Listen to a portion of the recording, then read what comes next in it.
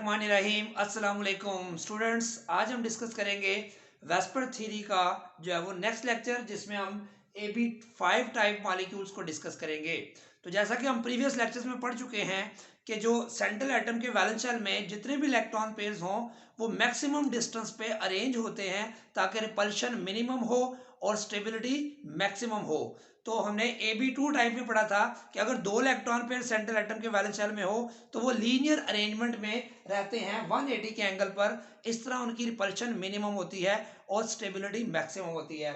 अगर तीन electron pair आ जाएं और वो तीन के तीन बॉन्ड पेयर हों तो हमने पढ़ा था कि वो 120 के एंगल पे मैक्सिमम डिस्टेंस पे रहते हैं और ये ज्योमेट्री बनती है ट्राइगोनल प्लेनर। याद है आपको? इसी तरह फिर हमने पढ़ा था AB4 टाइप। तो वेस्पर थ्योरी के मुताबिक अगर चार इलेक्ट्रॉन पेयर हों और वो 109.5 डिग्री यानी कि टेट्राहेड्रल अरेंजमेंट में हो तो वो मैक्सिमम स्टेबल होते हैं। अब हम बात करेंगे अगर पांच इलेक्ट्रॉन पेयर आ जाए, सेंट्रल एटम के number of electron pair in valence shell of central atom अगर 5 हों और 5 के 5 बॉन्ड पेयर हों और लोन पेयर कोई भी ना हो तो उसको हम कहेंगे कि उसकी अरेंजमेंट क्या होगी। तो 5 इलेक्ट्रॉन पेयर मैक्सिमम डिस्टेंस पे किस जो ओरिएंटेशन पे रहेंगे कि मिनिमम रिपल्शन और मैक्सिमम स्टेबिलिटी हो। तो इस स्ट्रक्चर को देखना आपने कि अगर दो थे तो हमने कहा था लीनियर अरेंजमेंट ऐसे होगी, अगर तीन होंगे तो ट्राइगोनल प्लेनर। अब टोटल 5 हो गए हैं, 3 और 2 कितने हो गए? 5। अब इसको क्या करना है आपने, जब 5 इलेक्ट्रॉन पेयर होंगे तो लीनियर अरेंजमेंट तो एज इट इज देखें, ये वाला अगर बी ए बी बी देखें तो ये लीनियर अरेंजमेंट है और ये ट्राइगोनल प्लेनर भी समझ ले एज इट इज B3 आ गए हैं। तो क्या किया मैंने, इस डायग्राम को उठाकर इसके ऊपर प्लेस कर दिया है और कुछ भी नहीं किया। मतलब ट्राइगोनल प्लेनर ही स्ट्रक्चर था, उसके ऊपर एक बी लगा दिया और एक उसके बी नीचे लगा दिया लीनियर फॉर्म में ऐसे लाके। तो यानी कि ये जो ऊपर वाला बी है इस ट्राइगोनल प्लेनर के स्ट्रक्चर के ऊपर क्या है, परपेंडिकुलर, और नीचे वाला बी जो है ये भी ट्राइगोनल प्लेनर स्ट्रक्चर पे जो है वो परपेंडिकुलर है। इस स्ट्रक्चर को आपको याद है हमने पढ़ा था AB3 टाइप, ये देखें ये AB3 था, जस्ट AB2 इसके दरमियान में ला के ऐसे मैंने प्लेस कर दिया है, जिसको मैंने एक डायग्राम घर में खुद ही बनाई है, देख सकते हैं आप कि हमारे पास जो ये है ट्राइगोनल प्लेनर अरेंजमेंट है, 1 2 3, ये ए, ये सेंटर में B3 हो गया, ये B3 B3 B 1 2 3, ये रेड बॉल समझ ले, ये आउटवर्ड जो है ये परपेंडिकुलर है ऊपर की तरफ, ये भी और ये भी नीचे की तरफ, दो भी हैं।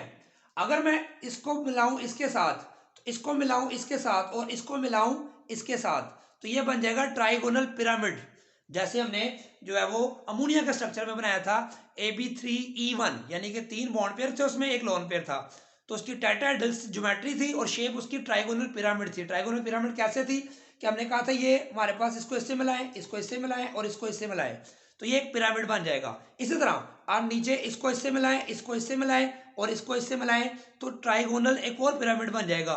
तो इसका मतलब है पिरामिडल तो है लेकिन दो पिरामिड बनते हैं, एक ऊपर से और एक नीचे से, तो इसलिए इसका स्ट्रक्चर क्या बनता है, ट्राइगोनल बाई पिरामिड। देखिए जरा, ये ट्राइगोनल है प्लेनर अरेंजमेंट, एक परपेंडिकुलर उसके ऊपर है, इसको ऐसे समझें कि ये हमारे पास ये प्लेनर अरेंजमेंट है, एक परपेंडिकुलर ऐसे ऊपर है, एक परपेंडिकुलर ऐसे नीचे है, तो इसको बोलते हैं ट्राइगोनल बाई पिरामिड।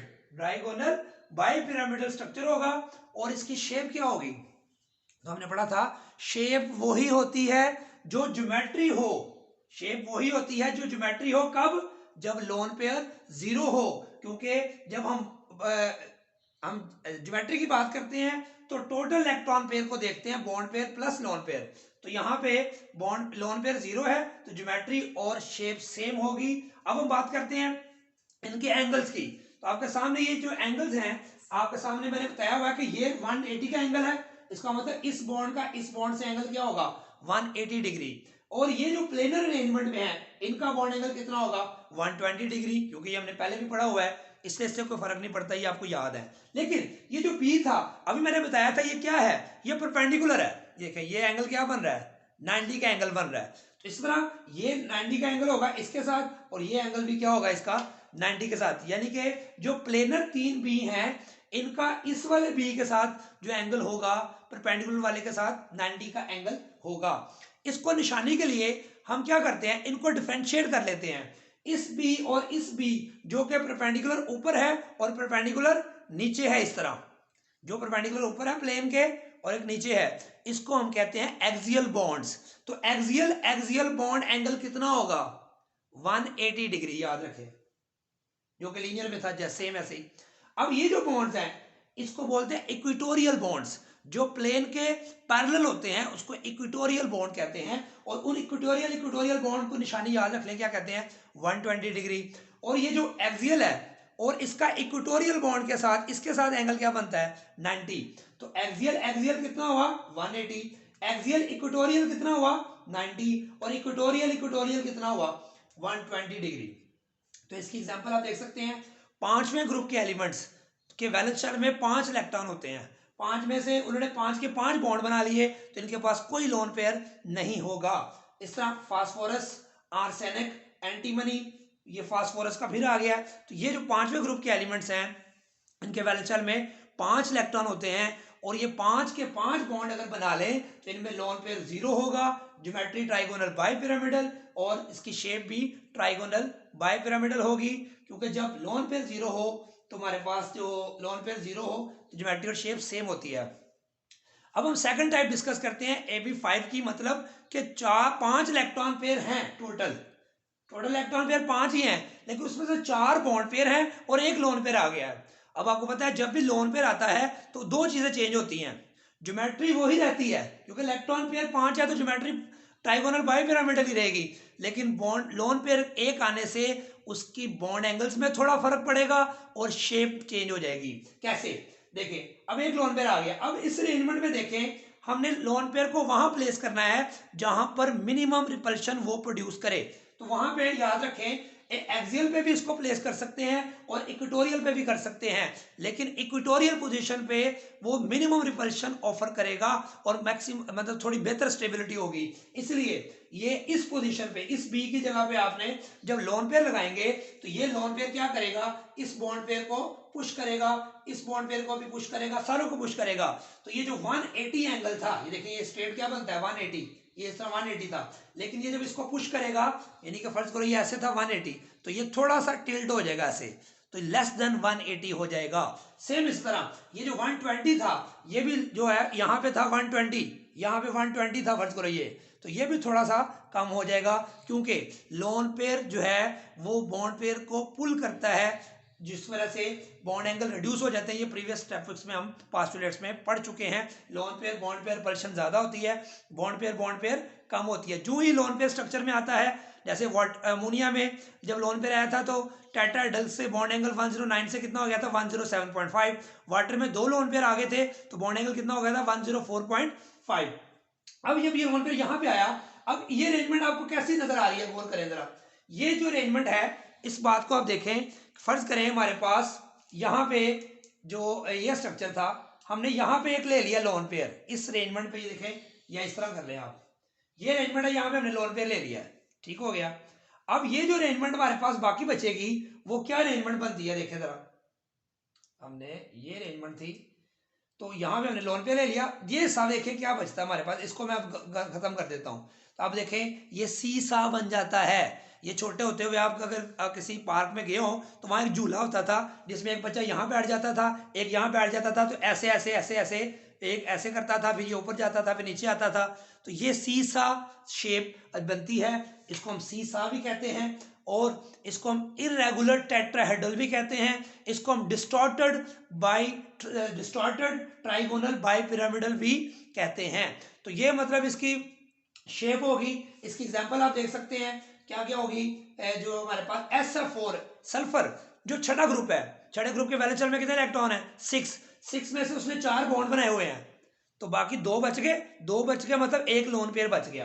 तो इसके पास एक लोन पेयर, इसके पास भी एक लोन पेयर होगा, ठीक है, इसके पास भी एक लोन पेयर होगा और इसके पास भी एक लोन पेयर होगा, ये सेम ग्रुप है। ये बात समझ आ गई है।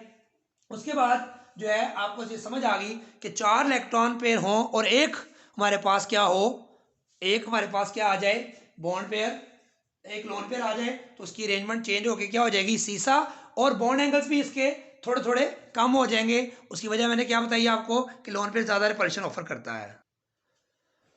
अब देखें हमारे पास इसकी थर्ड टाइप देखते हैं कि इलेक्ट्रॉन पेयर अभी भी 5 ही होंगे, लेकिन बॉन्ड पेयर 3 हो जाएंगे, लोन पेयर 2 हो जाएंगे। अब जब एक लोन पेयर आया था तो उसकी ज्योमेट्री जो शेप थी वो हो गई थी सीसा, क्योंकि लोन पेयर यहां आ गया था। अब 2 लोन पेयर आएंगे तो वो भी इक्वेटोरियल पोजीशन पे ही आएंगे। लेकिन पहले आप देख लें कि 5 इलेक्ट्रॉन पेयर हैं, 3 बॉन्ड पेयर, 2 लोन पेयर। तो लोन पेयर 2 किस पोजीशन पे आएंगे? तो वेस्पर थ्योरी के मुताबिक जो लोन पेयर है इक्वेटोरियल पोजीशन पे आ जाएंगे। जब इक्वेटोरियल पोजीशन पे आएंगे तो 2 लोन पेयर ज्यादा रिपेल करेंगे बॉन्ड पेयर्स को, इनकी आपस में रिपल्शन भी ज्यादा होगी, ये आपस में भी रिपेल करेंगे एक दूसरे को बहुत ज्यादा, फिर ये इन बॉन्ड पेयर्स को भी रिपेल करेंगे, जिससे ये जो एंगल था वह जो बीपी जिसको मैंने बताया था यहाँ पे 180 था, यहाँ थोड़ा और कम हो गया, यहाँ पे और ज्यादा कम होके ये एंगल 180 से कितना हो जाएगा 175 डिग्री। कई जगहों पे एंगल्स मेंशन है, कई जगहों पे नहीं है, जहां नहीं है वहां हम लिख देंगे लेस देन, जो भी उसका एग्जैक्ट एंगल बनना चाहिए था, और जहां वैल्यू होगी उसको हम मेंशन कर देंगे। तो यहाँ लिखा हुआ है ये बीबी एंगल 180 से कम होके 175 क्यों हो गया? क्योंकि ये लोन पेयर्स ने इसको पुश किया, इससे ये एंगल 90 वाला भी थोड़ा रिड्यूस हो जाएगा। इससे पता चला कि जब 2 लोन पेयर आते हैं तो उसकी जो अरेंजमेंट है इलेक्ट्रॉन पेयर की बॉन्ड पेयर के एतबार से बतानी है आपने, क्योंकि शेप अगर हम ज्योमेट्री की बात करें वो सेम होगी ट्राइगोनल बाइपिरामिडल, लेकिन शेप की बात करें तो शेप में हम सिर्फ किसको देखते हैं? बॉन्ड पेयर्स को। तो बॉन्ड पेयर देखें ये 3 है, ये 3 बॉन्ड पेयर किस शेप को बनाते हैं? इसको मैंने उल्टा करके बनाया, देखें ये दोनों पेयर मैंने इधर शो कर दी है, इस तीनों बी को मैंने नीचे शो कर दिया, वही चीज है। अब ये बताएं इंग्लिश का कौन सा लेटर बनता है? कौन सा लेटर बनता है? टी। इसलिए बोलते हैं जैसे वाटर में बना था वी, तो हमने कहा था वी शेप्ड, तो इसकी शेप क्या बनेगी? T shaped. क्लियर होगी बात? और ये कौन से एलिमेंट बनाते हैं? 7 ग्रुप वाले। 7 ग्रुप एलिमेंट्स के वैलेंस शेल में इलेक्ट्रॉन भी कितने होंगे? 7 में से उन्होंने 3 बॉन्ड बना लिए, बाकी बचे 4 इलेक्ट्रॉन बचे, तो लोन पेयर कितने बने? 2। तो ये बात आप याद रख सकते हैं। ब्रोमीन भी 7 ग्रुप में है, वैलेंस शेल में 7 इलेक्ट्रॉन, 3 बॉन्ड बनाए, कितने हो गए? 10 में से जो सॉरी ब्रोमीन के वैलेंस शेल में 7 है, 7 में से 3 बॉन्ड बना लिए, बाकी उसके पास कितने बचे? 4 का मतलब 2 लोन पेयर बच गए। तो ये 2 लोन पेयर इस पोजीशन पे आ जाएंगे, तो ये ज्योमेट्री क्या बनेगी? ज्योमेट्री तो ट्राइगोनल बाइपिरामिड रहेगी, लेकिन इसकी शेप क्या हो जाएगी? T shape. अब हम बात करते हैं इसकी फोर्थ टाइप। फोर्थ टाइप में हम कहते हैं 2 बॉन्ड पेयर हो जाएंगे और लोन पेयर 3 हो गए हैं। तो आप देखें जब सारे के सारे बॉन्ड पेयर थे ज्योमेट्री और शेप सेम थी, जो एक लोन पर आया तो उसकी ज्योमेट्री तो वही रही, लेकिन शेप क्या हो गई थी? सीसा। और अगर 2 लोन पेयर आए तो क्या बन गई? T shaped. और अगर 3 लोन पेयर आएंगे तो वो भी इक्वेटोरियल पोजीशन पे आएंगे, इक्वेटोरियल पोजीशन पे तीनों लोन पेयर आ जाएंगे, तो हमारे पास सिर्फ जो ज्योमेट्री उसकी अभी भी ट्राइगोनल बाइपिरामिडल होगी, लेकिन जब शेप डिसाइड करेंगे तो हम सिर्फ बॉन्ड पेयर्स को देखेंगे, और 2 बॉन्ड पेयर हों तो आप याद करें कौन सी अरेंजमेंट बेहतर होती है? लीनियर 180 बॉन्ड एंगल, ये हमने AB2 टाइप में पढ़ा था, तो ये भी खत्म, ये भी खत्म, ये भी खत्म। इसको अगर हम भूल जाएं तो AB2 टाइप ये बनेगा ऑलमोस्ट, और इसको हम 180 डिग्री बॉन्ड एंगल होगा, इसकी शेप क्या होगी? लीनियर, लेकिन ज्योमेट्री इसकी क्या होगी? Trigonal bipyramidal. इसका मतलब ये हुआ हमें इस बात से ये कंसेप्ट क्लियर हो जाना चाहिए ज्योमेट्री और शेप में फर्क कैसे करना है। ज्योमेट्री और शेप सेम कब होती हैं? जब लोन पेयर 0 हो, तमाम के तमाम इलेक्ट्रॉन पेयर बॉन्ड पेयर हो। जो जो एक लोन पेयर आया सीसा, 2 लोन पेयर आए टी शेप, 3 लोन पेयर आए लीनियर अरेंजमेंट, और बॉन्ड एंगल्स भी रिड्यूस होते जाते हैं क्योंकि लोन पेयर आने से रिपल्शन ज्यादा हो जाती है। तो ये हमने बेटा डिस्कस किया AB5 टाइप को डिटेल के साथ। इसके बाद हम डिस्कस करेंगे AB6 टाइप को। और लेकिन ये बात आप याद रख लें कि ये जो एलिमेंट्स हैं, पेपर में आपको जब क्वेश्चन आता है इस तरह मॉलिक्यूल दिए होते हैं और वो कहता है कि इसको वेस्पर थ्योरी के मुताबिक जो है वो एक्सप्लेन करें, इसमें इलेक्ट्रॉन पेयर कितने हैं, इसमें बॉन्ड पेयर कितने हैं, इसकी ज्योमेट्री क्या है, इसकी शेप क्या है, तो उसके लिए आपको मॉलिक्यूल जब डायरेक्ट देता है तो आपको ढूंढने में प्रॉब्लम होती है कि इसमें लोन पेयर इलेक्ट्रॉन पेयर कितने हैं।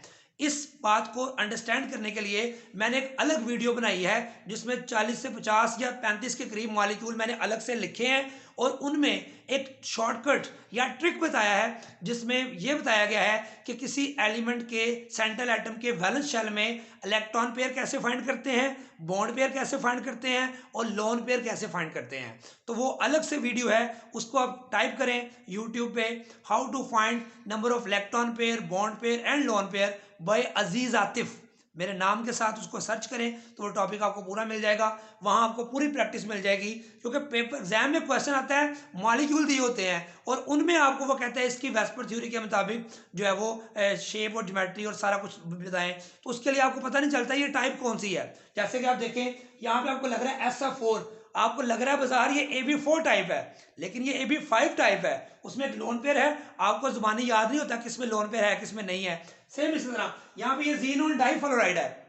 अब जीनोन के जीनोन डाइफ्लोराइड आपको मिक्स कर देता है बेरिलियम डाइक्लोराइड के साथ। अब बेरिलियम का डाइक्लोराइड भी लीनियर है और जीनोन डाइफ्लोराइड भी लीनियर है। अब इसकी ज्योमेट्री भी लीनियर है, इसकी शेप लीनियर है, लेकिन इसकी ज्योमेट्री लीनियर नहीं है, इसकी ज्योमेट्री ट्राइगोनल बाइपिरामिडल है, क्योंकि इसमें 5 इलेक्ट्रॉन पेयर है टोटल और 5 इलेक्ट्रॉन पेयर की ज्योमेट्री ट्राइगोनल बाइपिरामिडल होती है। इसमें 2 बॉन्ड पेयर है, 2 ही लोन पेयर है, 2 ही बॉन्ड पेयर है और वही इलेक्ट्रॉन पेयर है। लोन पेयर 0 है, इसकी ज्योमेट्री भी लीनियर, शेप भी लीनियर। तो वो पूछ लेता है ज्योमेट्री ऑफ जीनोन डाइफ्लोराइड, तो बच्चे समझते हैं ये 2 है तो ये लीनियर होगा, तो गलत हो जाता है। क्यों? उनको ये पता ही नहीं है कि ये AB5 टाइप है या नहीं है। तो उसका पता लगाने के लिए आपको वो टॉपिक देखना पड़ेगा, how to find electron pair, lone pair and bond pair in VSEPR theory of molecules by Aziz Atif. ये सर्च करेंगे तो इंशाल्लाह ताला आपको पूरी वीडियो मिल जाएगी, उसमें पूरी तफसील से तमाम मॉलिक्यूल्स AB2 से लेके AB7 तक प्रैक्टिस करवाई गई है। Positive ions, negative ions, neutral molecules, सब में जो सेंट्रल एटम है उसके वैलेंस शेल में कितने electron pair, bond pair, lone pair हैं, उसकी आप प्रैक्टिस करें। दूसरी बात, ये जो ग्रुप है ना, oxygen, sulphur, selenium, tellurium, polonium, ये आपको आना चाहिए। अगर एक बच्चा कहता है मुझे प्रोडी टेबल का P ब्लॉक, D ब्लॉक नहीं आता और MSc कर रहा है या 6th सेमेस्टर में है, तो इसका मतलब है कि वो वेस्पर थ्योरी उसको कभी भी अच्छी तरह नहीं आ सकती, क्योंकि इसमें अंडरस्टैंडिंग का कंसेप्ट थोड़ा है, लेकिन इसमें मेमोरी में ज़्यादा चीज़ें स्टोर करनी पड़ती हैं, लर्निंग ज़्यादा है। इसलिए जो आपके कंसेप्ट अगर क्लियर हैं, तो अगर आपको प्रोडी टेबल के ग्रुप्स के एलिमेंट्स नहीं याद तो आपको ये ढूंढना मुश्किल हो जाएगा कि वैलेंस शेल में इलेक्ट्रॉन कितने हैं। अगर आपको प्रोडी टेबल नहीं याद तो उसके लिए भी आप यूट्यूब पे सर्च करें periodic table on fingertips by Aziz Atif, तो वहाँ आपको 3 मिनट की वीडियो मिलेगी, आप पूरा प्रोडी टेबल इंशाल्लाह ताला याद कर सकेंगे। दुआ में याद रखें। अल्लाह हाफिज़।